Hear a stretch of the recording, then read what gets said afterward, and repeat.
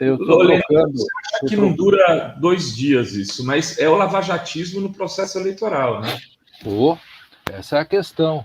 Agora, de novo, né, o lavajatismo, ele produziu a extrema-direita no Brasil, o lavajatismo produziu a antipolítica, e tudo isso que está aí hoje é produto do lavajatismo, e que o próprio Supremo Tribunal não soube, no momento apropriado, trancar e avaliar o custo da democracia por esse tipo de atuação da polícia, do Ministério Público e do Poder Judiciário.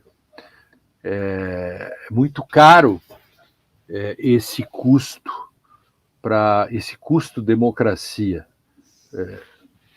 Agora, por exemplo, essa politização e a lavajatização do processo eleitoral, falta só agora a Polícia Federal fazer uma operação contra o Lula, ou contra o Alckmin, ou alguma coisa assim, ou contra um senador do PT, alguma coisa desse tipo. É o que está faltando, porque se foi nesse nível, lá nas Alagoas, de alguém que fez 46% dos votos no primeiro turno, usando fatos, suspendeu o mandato por 180. Eu quero dizer para vocês que eu fui contra, inclusive, que se suspendesse o mandato do Wilson Witzel, naquele momento, porque achava uma intervenção indevida do judiciário. Esse é um problema que o judiciário vai ter que fazer uma autocrítica no Brasil.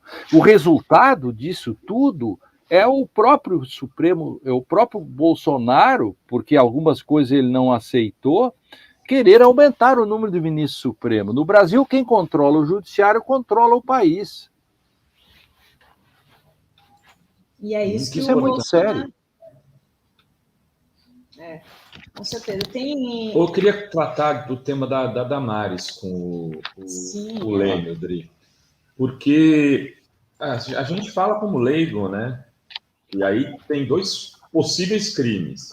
Um de prevaricação, se ela teve essa denúncia, que a gente sabe que não teve, mas se ela tem as provas, se ela tem tudo, ela não denunciou, ela prevaricou. E o outro possível crime, ou outro crime, né, é se ela estiver mentindo. O que seja, se eu estiver correto, se não tiver, por favor, me explique, Helena, quais são os crimes, o que ensejaria cada um deles? Bom, o caso da Damares é gravíssimo, como tantos outros, né? A Damares é outro produto desses que o Procurador-Geral da República e etc. O direito, quando o direito fracassa no Brasil, Renato e Dri, a democracia começa a ficar em risco, porque quando o direito chega tarde, ele não é mais direito. Então, aqui tudo pode ser feito na medida em que não há mais crime eleitoral, porque, afinal de contas, como que você vai conter um presidente que, se for eleito, terá 60 milhões de votos, 55, e você vai dizer que a chapa dele é nula porque ele fez uma transmissão do Palácio, embora isso seja crime? Bom, a palavra embora isso seja crime, temos um problema. Aí, o caso da Damares, a prevaricação é chapada, como se diria assim. E, além disso, se ela de fato sabia e tinha elementos, ela comete, como era ministra, improbidade, ela comete uma série de delitos de omissão, e principalmente pela gravidade dos crimes, crimes contra a humanidade, uns crimes hediondos. Ela deixou de fazer. A grande criminosa nesse sentido, ao confessar isso publicamente e ao dizer, é ela mesma, se isso for verdadeiro. Agora, de novo, quem vai colocar o sino no pescoço do gato? Ela agora se elegeu senadora. E aí? Quem vai? Pode ser feito algo em relação poder sempre poder sempre pode. Eu posso ter 5 milhões de dólares e não tenho, né? Poder sempre pode. O Bolsonaro nem poderia ser candidato pelas questões eleitorais, mas foi. E é. Então, contra a Damares pode ser feita, claro. Já há até uma representação, o próprio Prerrogativas fez essa, eu estou junto nisso, né? Nessa representação para tomada de providências, né? Aqui no Brasil a gente pede tomada de providências, faz carta de repúdio e, bom, é mais ou menos como numa guerra o cara fazer abaixo-assinado pela paz, né? Assim, é inacreditável, né? Ela ter sido eleita senadora com, né, vai ter 8 anos de mandato essa picareta, né? Assim... Eu tô achando aqui, entre nós, Lênin, o Alexandre de Moraes muito bonzinho nesse processo eleitoral. O pessoal estava perguntando isso. Tá virou Xandinho? Muito devagar, tá podendo tudo. É que essa é a questão dos limites do direito, né? O Supremo Tribunal, mesmo que ele queira fazer hoje muitas coisas, poucas poderá fazer em face de tudo que se criou em torno. O próprio ministro Alexandre de Moraes está sentindo na carne a dificuldade que é o mundo das fake news. As redes sociais, do modo como se apresentam, são incompatíveis com a democracia. O modo como se apresenta e das narrativas e das fake news é difícil. Mas eu queria perguntar para vocês se vocês conseguiram, eu já quero dizer que eu não consegui, olhar o vídeo da Damares até o final. Não, eu só li, eu não tive nem coragem de ver, porque... Eu não consegui. Eu não consigo também. Eu não consegui, porque quando ela chegou na parte das crianças que comiam comida pastosa, eu disse, não vou tão longe assim, porque eu tenho os meus pruridos, eu não sou obrigado a ver. Agora, aí você vê o nível. Se nós não conseguimos olhar isso e nos sentimos nauseados, ela conta isso sem chorar, sem se atirar no chão e sem vomitar, e vamos supor que seja verdadeiro, e ela um dia fique... Veja a gravidade disso, Rova. Uma ministra recebe uma notícia pela qual acontece isso que ela está dizendo que aconteceu. E ela diz que, no início da fala dela, ela diz que foi o poder espiritual ou a espiritualidade do presidente que fez com que ela fosse até a ilha do Marajó, que, segundo ela, faz fronteira com um monte de lugar. Eu não sabia que ilha fazia fronteira, assim, nesse sentido. É uma ilha, né? Então com Suriname e tal, e outros países, ela disse. Mas se ela foi lá, se ela ficou sabendo isso, e imediatamente não chamou a Polícia Federal, chamou o Exército, chamou o Papa, e chamou a ONU, as forças da ONU, para pegar essa quadrilha, cercar a ilha, porque se sai da ilha do Marajó, é uma ilha, cerque-se a ilha, não sai ninguém da ilha. Estou exagerando, pela gravidade disso. Agora, se isso for uma grande mentira, aí, quer dizer, o que vai se dizer de uma pessoa que inventa um negócio desse? Pois é. E tem aqui um comentário do Caco Bock, e ela disse isso na frente de crianças e adolescentes com suas famílias. Claro, era num culto, exatamente. Na verdade, não era um culto, né? Porque no Brasil os templos se tornaram comitês eleitorais e os cultos se transformaram em comícios. É verdade. E o bonito depois desse culto é passar o número do Pix, né? Olha só Nojento, né? o que fazem com a fé das pessoas, né? Tem o Joaquim Alencar dizendo, parei exatamente na parte do vídeo que o Dr. Lênio Streck parou. Exatamente, muito, não, tem que ter... É horrível. Horrível, né, gente? Agora imagine contando isso num culto.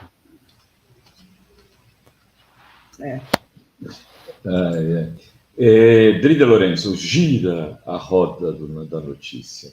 Tem aqui perguntas também, comentários. O Eduardo Menezes diz, Lênio, como um juiz consegue tomar uma decisão sabendo que é ilegal? Inacreditável, é proposital. Como o juiz faz isso?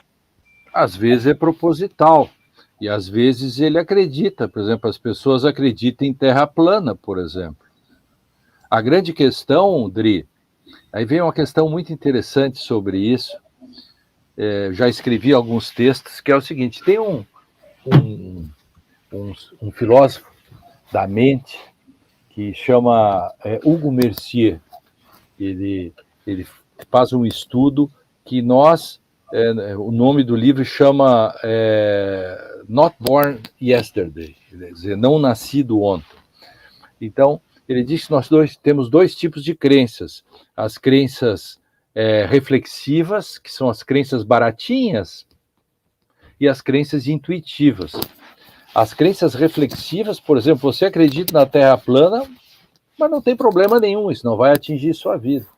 Agora, se você acredita de fato que Newton era um farsante, que a lei da gravidade é uma fraude, você não vai lá testar e se atirar do 10º andar para testar a sua crença, né?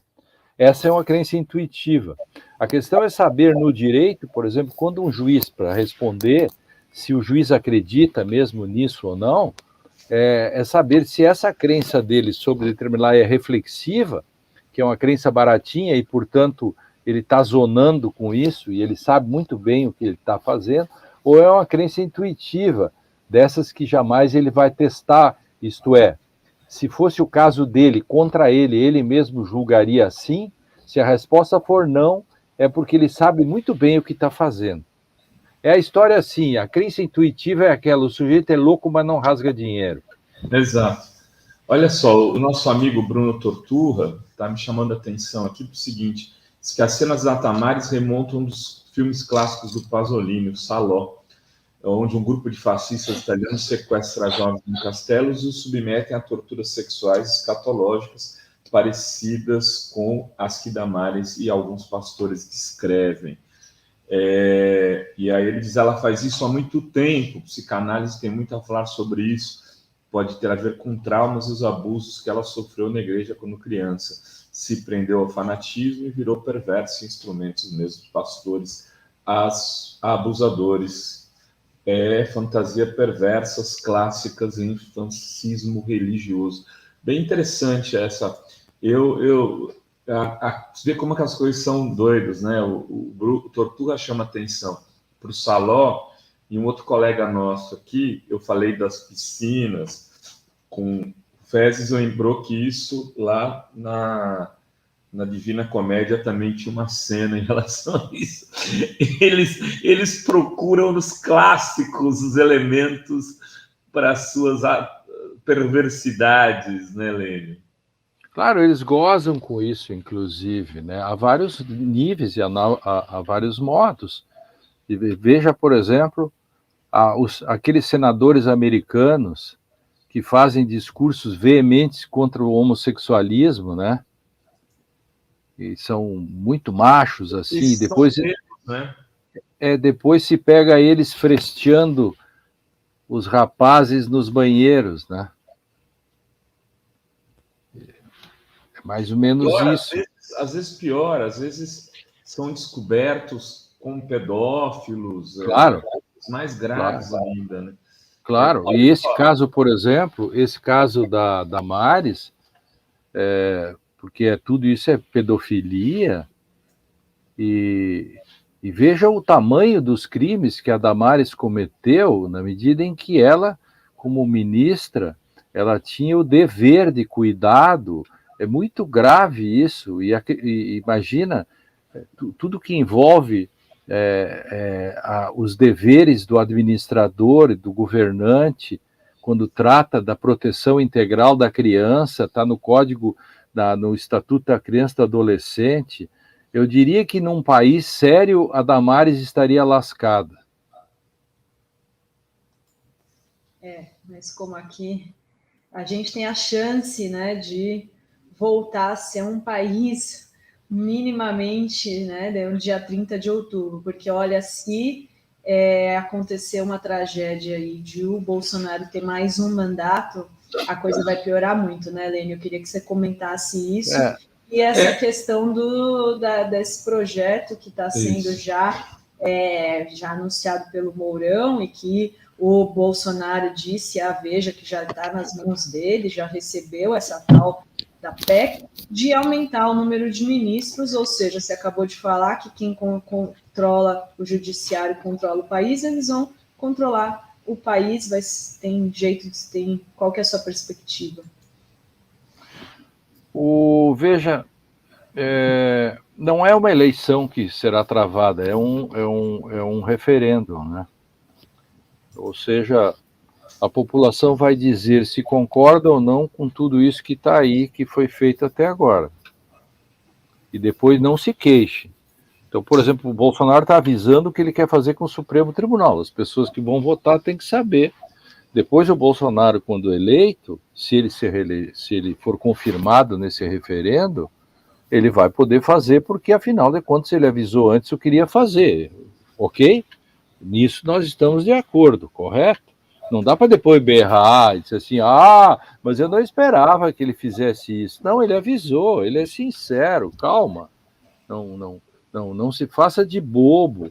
Então, todas as pessoas, os jornalões hoje, por exemplo, a Folha de São Paulo, que pede coisas do Lula, os jornalões têm que cobrar coisas do Bolsonaro. Todo mundo conhece o Lula.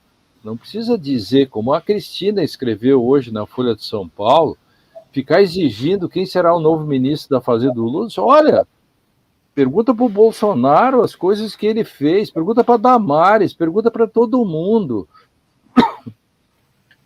E aí, por exemplo, esse aviso que ele faz sobre o Supremo Tribunal também tem a sua parcela de culpa nisso, porque o lavajatismo, tudo isso, ele só se implementou porque o Supremo deixou no início. O Supremo se deu conta depois que ele poderia ser a próxima vítima. Aí ele fez um turning point, ele mudou. Agora a questão é saber o seguinte, foi a tempo que ele se deu conta disso ou foi tardio?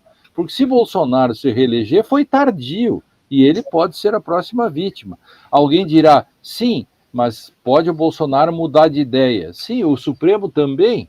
Por exemplo, vamos lá, 3 grandes frases nessa história que não podem ser esquecidas em qualquer reportagem. Vamos lá? A primeira, Ricardo Barros diz, Supremo tem que ser enquadrado, correto? Vamos lá? Líder do governo, Supremo tem que ser enquadrado. Mourão, temos que aumentar o número de ministros, inclusive, para poder e também fazer impeachment no Senado, etc. E até falou de botar mais evangélicos lá e tal, porque ele diz já temos 2, enfim, essas coisas assim. E terceira questão muito importante, que é o Bolsonaro, e essa talvez seja a mais importante. Bolsonaro diz, se o Supremo baixar a temperatura, não precisarei fazer. Essa frase. Ou seja, ou dá ou desce. Se eu ganhar... Okay. Se eu ganhar, você se enquadra, somem essas 3 coisas juntas e dão uma. Se eu ganhar, você se enquadra. Se eu ganhar, você baixa a temperatura. Senão, eu aumento o número de ministros. E assim, aumenta o número de ministros e provavelmente caça o Alexandre de Moraes. Né? Porque tem maioria. Claro, sem dúvida. O problema não é só aumentar o número. Caça e persegue.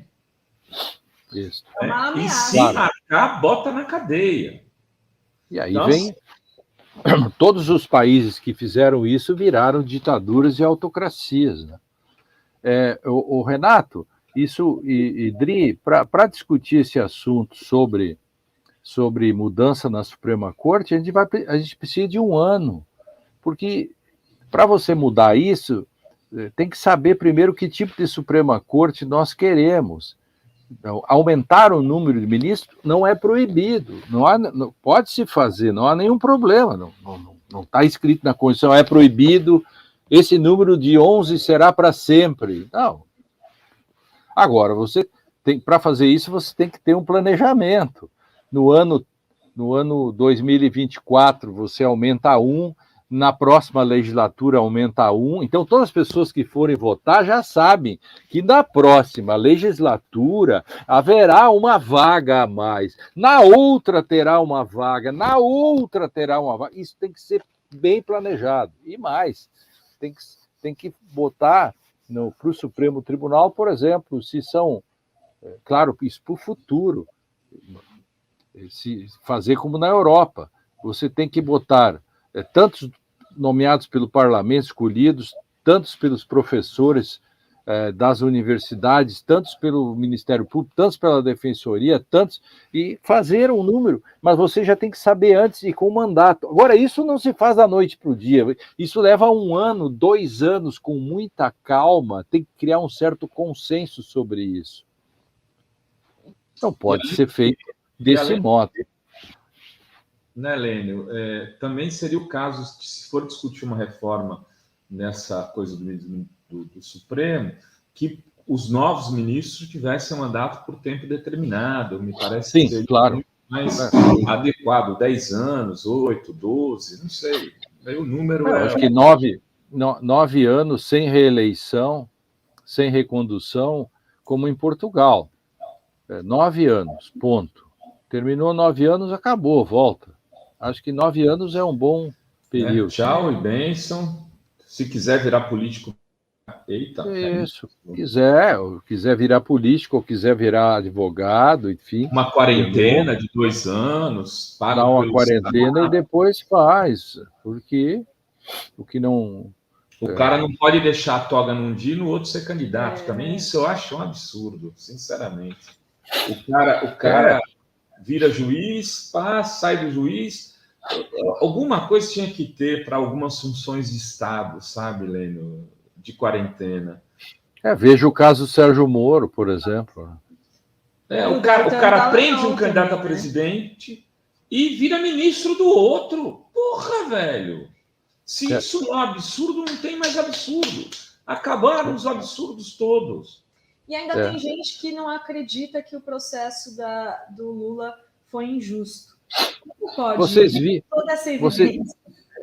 Vocês viram um vídeo que eu fiz, Rovai, sobre comparando o caso Lula com o velho da van? Não vi.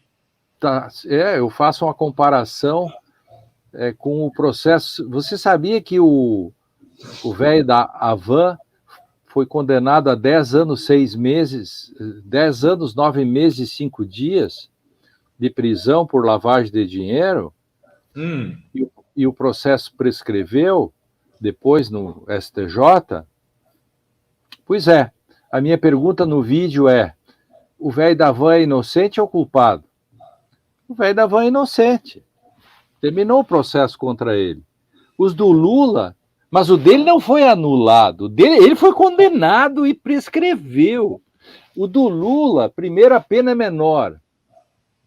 Entendeu? Segundo, os processos foram anulados. Terminou, zerou, porque era tudo uma farsa. Ninguém disse que os processos... O velho da van terminou porque o Estado demorou, e aí deu a prescrição. Simples assim. Então aí eu pergunto, quer dizer, vale para o Lula, mas não vale para o velho da van. Quer dizer, o velho da van não é um descondenado, um lavador de dinheiro.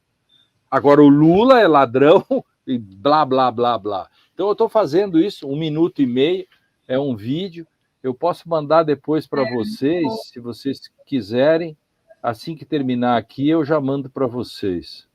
Queremos Muito sim. bom. E o Lula ainda ficou 1 ano e meio preso, né? 580 dias. E o velho da van, aliás, eu esqueci isso, Dri, é porque só tem 1 minuto e meio, ia dizer, e o mais grave é que o Lula ficou preso e o velho da van nem um dia. Olha, é assim, tem que ter paciência, porque te falar. Eu mando para vocês daqui a pouco. E tem comentários, Ruvai. O Santos Silva diz: sabe onde não tem essa palhaçada de Big Tech chovendo fake news para destruir o tecido social? Na China. O Brasil devia ter feito a sua revolução também. Perdemos esse bonde. Porque agora né, tem um monte de coisa espalhada aí nas redes, né? Muita fake news. Sônia Pimentel, olá, querido, sempre que posso os assisto. Muito obrigada, Sônia. Isso aí, tamo junto.